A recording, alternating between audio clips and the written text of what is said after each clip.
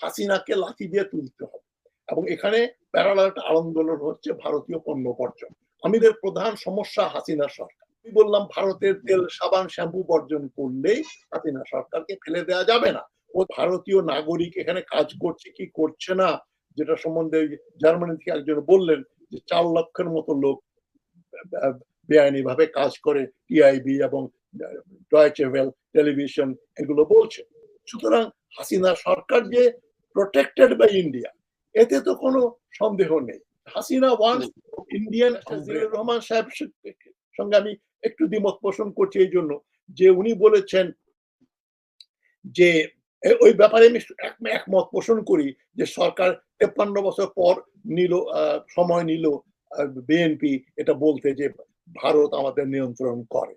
কারণ আমি মির্জা ফখরুল ইসলাম সাহেব সম্পর্কে বহু আগেও বলেছি, 2018 নির্বাচনের কদিন আগে ওনারা 4 জন গেলেন, বিএনপি নেতৃবৃন্দ গেলেন মোদির সঙ্গে দেখা করতে। আমি বলেছি যে স্যুট টাই পরে গেলেন, কি বলতে গেলেন নির্বাচনের আগে মোদির কাছে? এটা বলতেই তো যে আমাদেরকেও সুযোগ দেন, আমরাও কিন্তু ভারতের সঙ্গে ভালো সম্পর্ক রাখবো, তাই নয় কি? নির্বাচনের আগে আদারওয়াইজ বিএনপির ভারতে যাওয়ার কোনো কারণ থাকতে পারে না। 2 নম্বর কথা হচ্ছে এই মির্জা ফখরুল ইসলাম সাহেব 30 ডিসেম্বরের সেই তথাকথিত নির্বাচন যেটা 29 তারিখের রাত্রেই সিল দিয়ে শেষ করা হলো, উনি সকাল 11টার সময় বললেন নির্বাচন খুব সুষ্ঠু হচ্ছে। এখন এগুলো দিয়ে আপনি 2 আর 4 তো 2 আর 4 হয়, 5 তো হয় না। এখন এই 5-এর কথাটা যে বলছেন যে না তারা বুঝেছিলেন যে নির্বাচনে কারচুপি হবে, তারা প্রতিবাদ করেছেন, তারা সময় মতো প্রতিবাদ করেননি। তাদের 30 তারিখের ভোর 7টার সময় রাস্তায় নামা উচিত ছিল বিএনপির। খবরদার খবরদার, নির্বাচন কিন্তু হচ্ছে না, এটা অবৈধ নির্বাচন হচ্ছে, আমরা রাস্তায় নামলাম হাসিনা সরকারের পতন দাবি করে, সেটা করা হয়নি। সুতরাং জিল্লুর রহমান সাহেব বললেন যে কাদের সিদ্দিকীকে কোট করে বলছেন যে এই কাদের সিদ্দিকী বলেছেন যে জামাত ইসলামী যেটা বুঝেছিল আমরা বুঝি নাই। কাদের সিদ্দিকীর চাইতে বড় প্রো ইন্ডিয়ান এলিমেন্ট বাংলাদেশে কেউ নেই। Kader Siddiqui is over glorified freedom fighter. তার বলছেন আমার 15,000 কাদেরিয়া বাহিনী ছিল। টাঙ্গাইল শহরের, টাঙ্গাইল জেলার একটা থানাও তিনি ডিসেম্বর 71 আগে মুক্ত করতে পারেননি। ওখানে টাঙ্গাইলে কত পাকিস্তানি সোলজার ছিল? লেস দেন এ ব্যাটালিয়ন সঙ্গে মেজর আফসারি সাহেব ভালো বলতে পারবেন।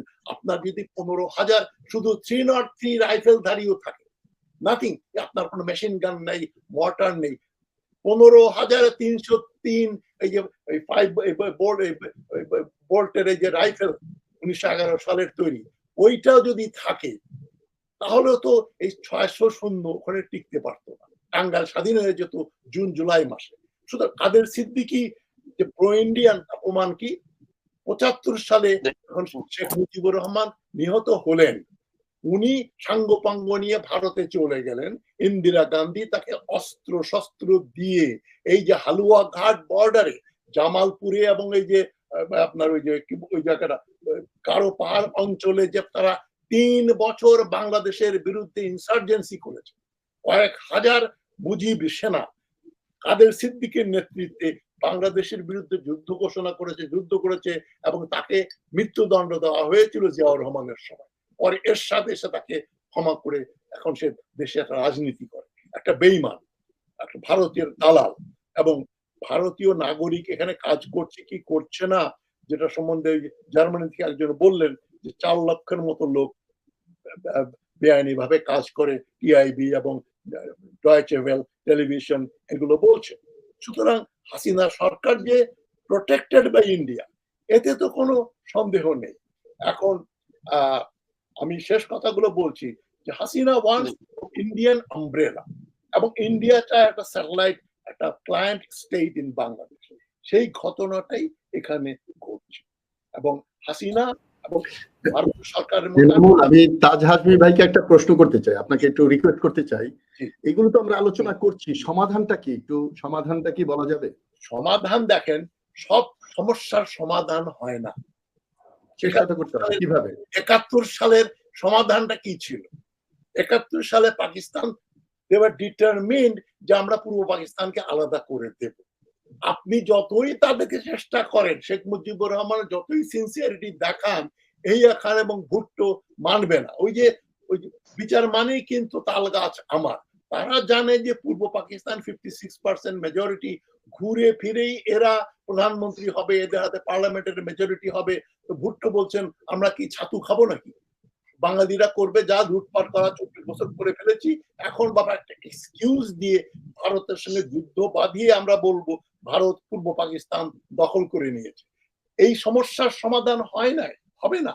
যেটা যে মেজর আফসারি সাহেব আপনি বলেছিলেন যে only good people deserve good governance, যেটা যেটা ফরিদ জাকারিয়া একটা বই লিখেছেন এবং লেখাও অনেকগুলো লেখাও আছে তার। যারা 50 মিনিটে সংক্ষিপ্ত অর্থাৎ আমি সংক্ষিপ্ত করছি, শেষ করছি। ফরিদ জাকারিয়া বলেছিলেন liberal society Kant have liberal democracy. আমাদের যে বাংলাদেশের সমাজ এতটাই ইলিবারাল, এই যে পরমত সহিষ্ণুতার লেভেল হচ্ছে বাংলাদেশে জিরো। আমি আমার নিজের ব্যক্তিগত এক্সাম্পল কথা বলে শেষ করছি। এই যে আমি যে বলছি 4-5 মাস থেকে যে আমাদের প্রধান সমস্যা হাসিনা সরকার, হাসিনাকে লাঠি দিয়ে তুলতে হবে। এবং এখানে প্যারালাল একটা আন্দোলন হচ্ছে ভারতীয় পণ্য বর্জন। আমি বললাম ভারতের তেল সাবান শ্যাম্পু বর্জন করলেই হাসিনা সরকারকে ফেলে দেওয়া যাবে না। ওদের ট্রাক, ওদের বাস, ওদের সমস্ত কিছু আমাদের ভেতরে কয়লা, ওরা আমাদের ভিতরে রন্ধ্রে রন্ধ্রে অনুপ্রবেশ করেছে। তাকে সরানোটা দুষ্কর, কিন্তু যেটা সহজতর হতো হাসিনা হটাও, যে ভারতের সবচেয়ে বড় পণ্য। এটা বলার জন্যই দেখেন আমাদের জনগণ লেভেল যে কতটা পরমত অসহিষ্ণু, এক ঝটকায় বলে দিল আজ হাসমি ভারতের দালাল। এখন এই ধরনের একটা সোসাইটি যেখানে বিরাজ করে, মেজর আফসারির সঙ্গে সম্পূর্ণ একমত। জনগণ যতক্ষণ পর্যন্ত সচেতন না হয়, শ্রদ্ধাশীল না হয়, গণতন্ত্রের প্রতি আস্থা না থাকে। আপনি দেখেন না এরশাদের মতো লোক, সে 1990 সালে 6 ডিসেম্বর মনে করা হলো, আমিও মনে করেছিলাম চিরজীবনের জন্য গেল, and he became a kingmaker। এই বাঙালি লোকজনই কিন্তু শিক্ষিত লোকজন তার মন্ত্রী হলো। সেই ওয়াহিদুল হকের মতো নাম করা ইকোনমিস্ট এবং আপনার আরো ব্যারিস্টার, ভালো ভালো লোকজন, ছাত্র নেতা সব তার মন্ত্রী হলো। তার মানে কি, তারা সবাই জানতো এর সাথে একটা চোর, এর সাথে একটা লম্পট, এর সাথে একটা অবৈধ, জিয়াউর রহমানের খুনি। যারা পরে বিএনপি জয়েন করেছে জাতীয় পার্টি থেকে, তাদের তো ওই প্রশ্নটা ওঠে নাই যে আমি তো জিয়াউর রহমানের খুনির সঙ্গে রাজনীতি করলাম, এখন আবার বিএনপিতে রিজয়েন করেছি, বিএনপিও তাদেরকে নিল। সুতরাং সমস্যা তো চারদিকে। আমাদের রাজনৈতিক সংস্কৃতিটাই একটা বিরাট সমস্যা। এটা অস্বীকার করলে আমরা সত্যকে অস্বীকার মনে করি।